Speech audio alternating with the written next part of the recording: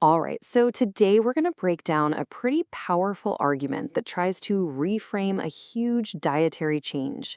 The idea isn't about some complicated lifestyle overhaul, but about one single action, just a simple swap. So let's just dive right in. This is the question at the very heart of the entire argument we're looking at today. What if changing what you eat wasn't complicated at all? What if it was really just as easy as a simple one-for-one replacement? Okay, first things first, a simple replacement. The core idea here is that this isn't some big sacrifice, but a really straightforward exchange. Now, look at how this comparison is framed. It's pretty interesting, right? It's not just suggesting that the two are equal. No, it's explicitly stating the vegan protein tastes similar. It's the same. But then it goes on to claim it's also more nutritious and healthier. So it's being positioned as a clear upgrade. This is the phrase that just echoes throughout the source material. It's so simple. And this isn't just a casual comment, you know? It's really presented as the fundamental truth that's driving this entire argument. All right, section 2, the case against meat. So to really build its argument for making the swap, the source first has to detail all the problems it connects with eating meat. And we see a pretty wide range of problems here, from wasted energy and medicine all the way to direct health issues. But I want you to notice that last point, heartbreak. That's a really emotionally charged word. It's meant to frame this choice as one that has these deep personal and societal costs. And this quote, wow, it really illustrates the emotional intensity of the argument. The source is not using neutral language here. A phrase like bloody, dripping meat is intentionally stark and visceral. It's absolutely designed to get a strong reaction from you and to reframe how you see the food itself. So then we get this concept of proxy killing. The core idea here is all about shifting responsibility.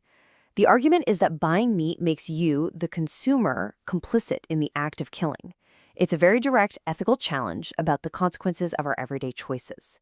Okay, third, the alternative. So after laying out all the problems, the argument pivots directly to its proposed solution, which is, of course, plant-based foods. A key part of this argument is accessibility. It's made really clear that this isn't about a few niche options you have to hunt for. They list everything from tofu to vegan shrimp to really emphasize that today we have plenty of choices. And these alternatives aren't just described as, good enough. The source uses these explicitly positive words like delicious and wonderful. The goal is to position them as desirable choices in their own right, not just substitutes that you have to settle for. And finally, we get to the call to action. The argument doesn't just give you information and leave it at that. It ends with a very, very clear instruction.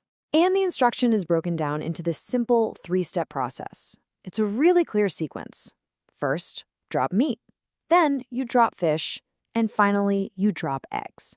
This step-by-step format just reinforces that core theme of simplicity that we saw right at the very beginning. And this is the key takeaway here. The final instruction isn't just about dropping things from your diet, it's about actively adopting new ones. The appeal to just take up the alternatives frames the change as a positive addition to your life. And this brings us right back to where we started. The source concludes by repeating its central message twice, just for emphasis. It's so simple. It's so simple. This really reinforces that the core of this entire argument is the fundamental belief that making this change is easy. So we've just walked through an argument that passionately frames a major dietary shift as a simple, straightforward choice. And that leaves us with a final question to think about. The source insists on simplicity, but what factors, personal, cultural, or even practical ones, make a choice like this feel simple or complex to you?